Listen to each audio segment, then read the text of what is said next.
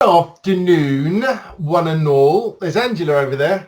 I just need to check to see if she's going to point the right way. Angela? So I'm going against what I think. So Tracy, if you're on here, Justine today was telling me how much she was laughing, the fact that I get it wrong every time. So I'm going the opposite to what I think it is. There's Alan over there. We were last Cripps and Clarke.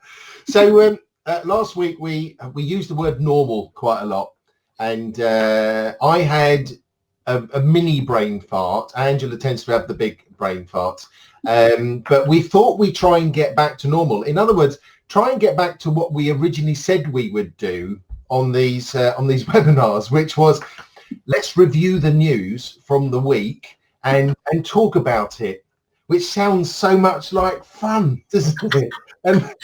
And Angela reads the news and she watches the news. I don't. I just rely upon my wife when she's on her Daily Mail news feed on her phone. So what we've done is we've done something a little bit different, because I've actually got some news headlines from this week. I know what I've got, but I don't know what Angela's got. So the idea is that we're going to take it in turns to read out our news headlines from this week, and we'd like you to vote on who's trumped who. So if you think Angela's news item is better than mine, just type in her initials, well, not her initials, but the first two letters, AN, because we've actually got the same initials, AC. We're both AC, so that's not going to work. So I'm going to be AN and Alan's going to be AL. Yeah, but just don't put the two together in the feed. You've only got to vote for one, all right? So top trumps wise then, we'll then be able to see who's had the best story. Now, there's an element to this that means you could actually top us, because top trumps, remember, well, maybe people don't remember, but certainly it was big when I was a kid, and actually my daughter at 22, we had so many top trump cards. Yeah. Must have had about 20 different packets of all the different ones. The Doctor Who ones were good. So top trumps, the element is that you have a card each. You don't see what the other person's got. You pick an element from that card, and then the other person picks their element, and it's whoever gets the best one gets both cards. Yeah. So the aim is that we're going to see if we can top trump each other this week. So you could actually put yours in as well. Yeah, I suspect that both Stephen O'Donnell and Louise Trance know exactly what top trumps are. and I used to remember the car ones, and I just loved looking at the JPS Formula One car. I just still got that image in my head. Anyway, let's get back to the news. The first one is called "You Had One Job." And I saw this headline on Wednesday, and it was these words: Home Office has no idea how many people are in the UK illegally. And then it went, and I thought, what? It went on to explain that the National Audit Office says that the government hasn't updated its figures in 15 years. And I'm thinking, hold on a minute, they could have had that headline 15 years ago. The government doesn't know how many people are in the UK illegally. Can't find them. It doesn't know where they are. So you could have the same headline in 15 years' time. So the National Audit Office, they got one job. Count. They can't even get that job right. So that's my one. So my top trump then that I'm picking up is actually, I thought I'd go along the similar lines. HM Passport Office, anyone this week?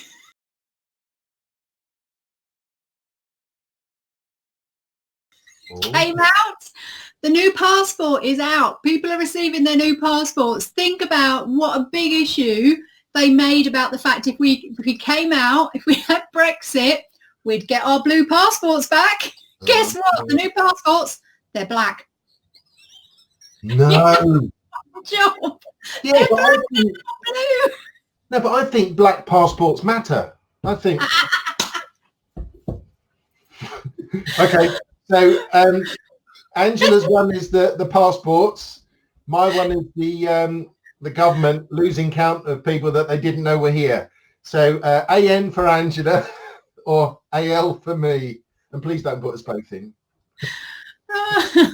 And then whilst we're waiting for your two votes, Angela will type in what the next one is, which is called Typically British.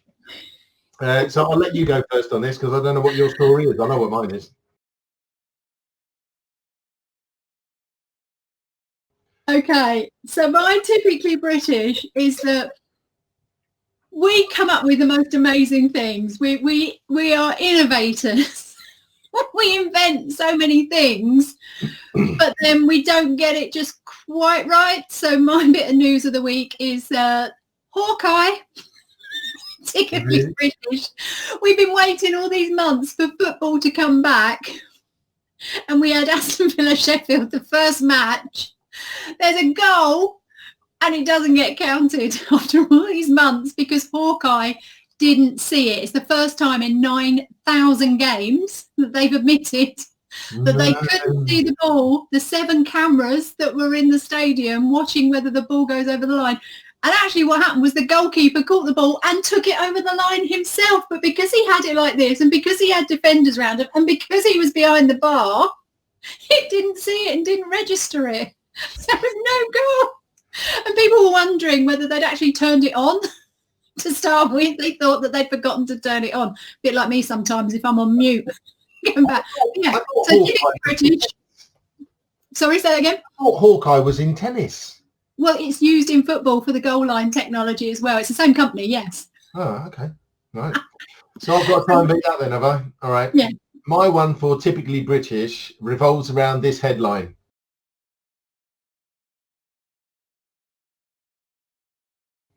Severe weather warnings issued for flooding in the UK ahead of a heat wave. I mean, we live in Great Britain. We live in the UK. We know that the weather is going to change. I say to people, look, if you don't like the weather in the UK, wait 5 minutes because it's going to change. You know, we've got torrential storms, we've got downpours, and then all of a sudden, sun's out. I mean, I'm doing some homegrown veg and they're going absolutely crazy right now. So not only do we love to talk about the weather, but also apparently the British love queuing. So we're loving it at the moment, aren't we? The shops are open, it's pissing down with rain, but we don't care because we're British and the weather's going to change in 5 minutes. Okay, so we need some scores, guys. Otherwise, no one's going to win this. Well, I reckon I'm 2-0 up. No, I reckon I'm 2-0 up. So, Angela, you need to type in the third one. The third round is called Time's Up. Time's up. Okay, go ahead then. I haven't got a lot to say on this one, but it was a sad day. That's a smiley face. What? What, that one? Did I do the wrong one? Right, sad face. And earlier this week, a cat died.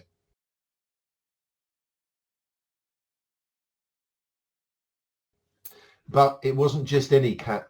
It was a street cat named Bob, owned by James Bowen. He met Bob in 2007. This guy was, on the streets battling with drug addiction and a few other things. And he met this cat, started talking to it. And basically, a book came out of it and a film came out of it. I mean, okay, dead cat, but slow news day, I reckon. Oh, I mean, he did travel the world, didn't he? And he changed his life, James Bowen's life around, because he was down and out, very much so. And obviously writing the book and the film and all the rest of it, he's made him. But what an amazing cat. Yeah, definitely. And I was going to come back and trump you, or try to trump you, up until yesterday with Ricky Gervais's cat, because he died recently as well. And Jonathan Ross, I saw the video where Jonathan Ross gave it to him on an actual show years ago. The cat, I think, was about 17. But I think I've got a better top trump. And I know what you're going to say. Don't be a villain.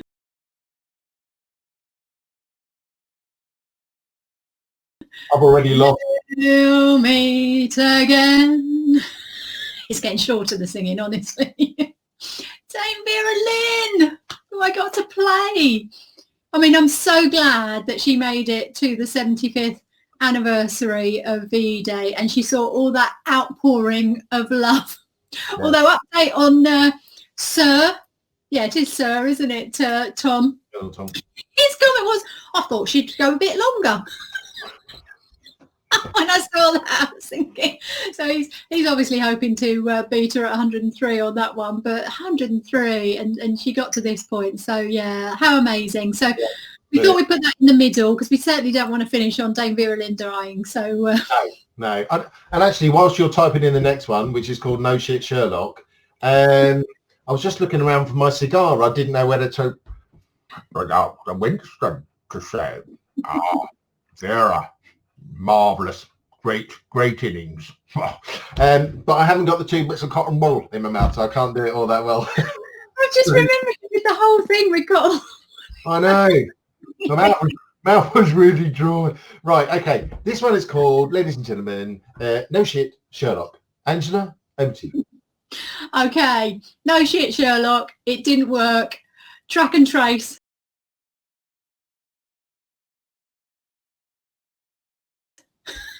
All right, you win. I didn't realise that it was the lady that was it Talk that headed up Talk was also married to the guy that runs the Cheltenham Festival and got links and all the rest of it. That was the lady that was heading all of this, and it was through her that everyone's data got hacked, didn't it? And millions of people's data got hacked, and she left that job and then went and did this for the app for track and trace. And yeah, what a disaster. Well done, because they thought they could do it better than Apple and Google. Yeah. Hello. Maybe that is typically British as well. We think we know best. What's really interesting is that I got this isn't my story, by the way, but I got a notification on my phone a couple of months ago, and it was from Google Maps, which I've got on my phone, and it just said, here's your movements for the last month. And it showed me a map of all the places that I've been to. Obviously, they were quite condensed apart from one little trip. You know, obviously I had to test out my glasses and my eyesight. But then it had photographs of all the places that I'd visited, you know, the Asda's or the Sainsbury's or Hall Place or whatever. And I thought, God, we've already got the track and trace. It's already live and kicking. Look, my headline is...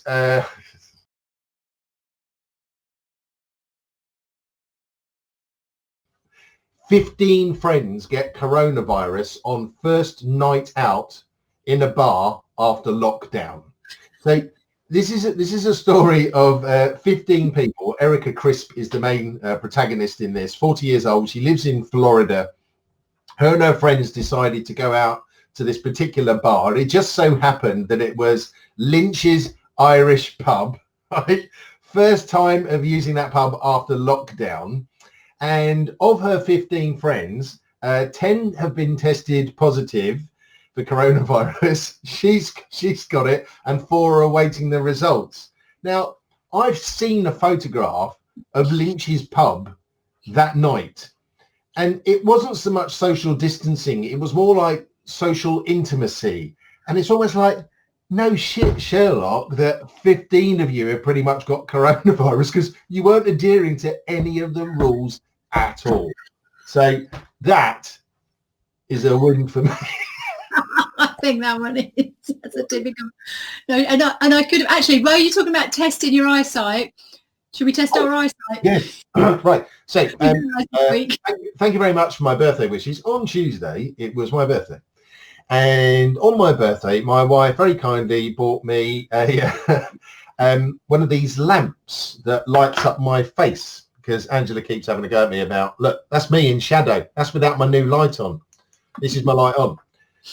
But when I put my glasses on and face it, I look like the snake out of Jungle Book. Trust in me. So I won't wear them. I won't wear them on. I'm going to put my Jurgen Klopps down. Right, so am I going last on the last one? First on the last one? You are. I mean, I could have actually used track and trace for the last one as well. So what's the last one title, Alan? Oh, this one is called U-Turn.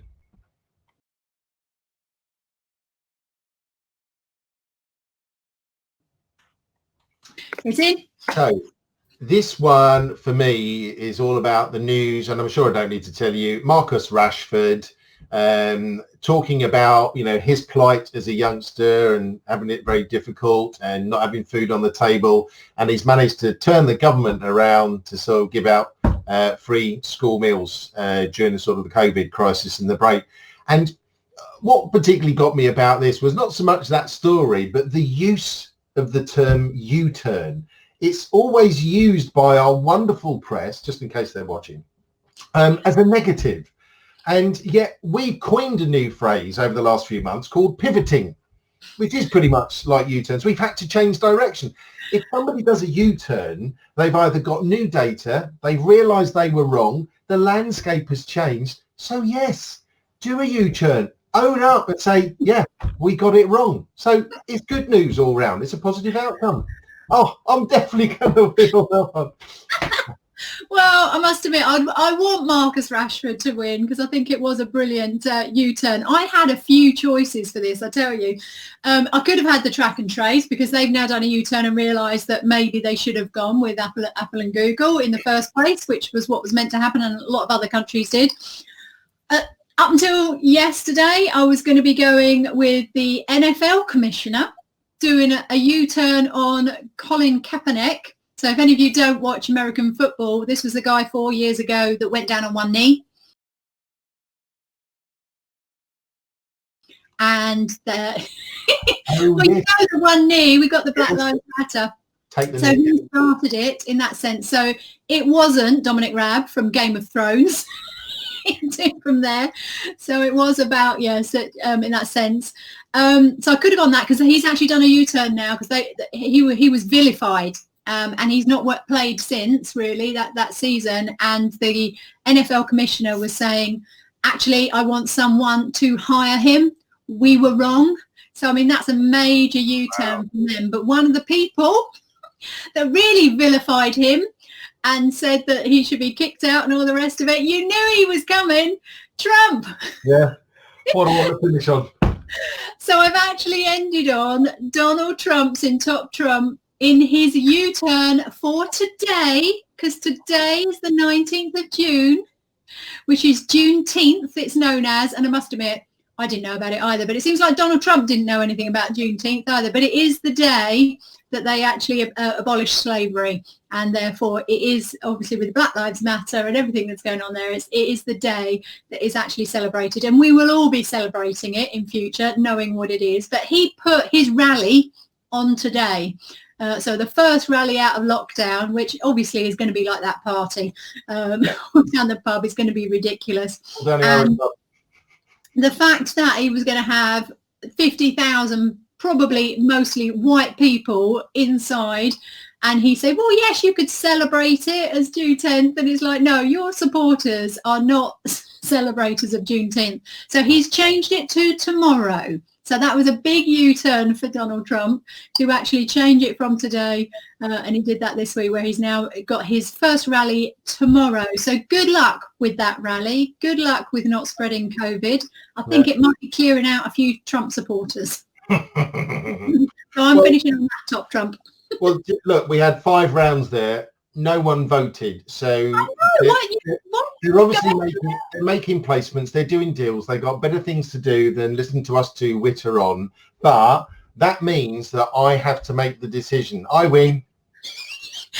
You went the wrong way round. You lose. I win. You lose. I win. And on that note, I think we better go. Let's call it a draw. Now, actually, on that point, and we have noticed this over the last 4 or 5 weeks, that, hi, Jordan, that, where did he come from? That actually we are seeing, we've got more people signing up, so, but we've got less people joining us live. And I think it's because we are working again. A lot of people are working again. And 4:15, originally when this started back in March, not many people were doing much at all. And we thought, well, let's start the weekend early at 4:15 because let's get the drinks in and do it from there and have a bit of a laugh. Well, I think the time has come, Alan, to change it to 5:15 so that people can actually get that extra hour work in. Oh, is that bad for you? I hadn't dealt with it. I think we need to put that to the vote. We'll leave that to the viewers. 4:15 or 5:15. Let's see if we can get any answers on Then. Right, cut off now. Cut off. The first one that comes through, that's the time next week. So let's see, 4:15 or 5:15. We've got 1 minute left before our 20 minutes. Let's see. It doesn't do me any. If my Friday afternoon golf starts up again, we're going to be doing it at 1 o'clock. on a Friday? We could do the lunchtime, but there is lots on a Friday lunchtime already. I do like the end of the week. This is it now. I don't have to do any more work after this, but other people do. So But there is only one Alas, Cripps and Clarke there. Well, there's two. Everyone is thinking, thank for that. Thank you, Sarah. 5:15 then, because I must admit my days are full at the moment. But I tell my mates that Sarah Swanton is the person who is responsible for me not being able to play golf now. No, on your golf days we'll do 4:15. On your non-golf days we'll do 5:15. Everyone gets a memo sent out anyway, so they know when it is. But I reckon people, we know people are coming back afterwards and watching it from there instead. So I think it's just now a little bit too early. So adios, Stephen. Have a great weekend. Adios. Yeah, thanks, Sarah. Have a good weekend, all. All right, then. We'll see you soon. Bye-bye.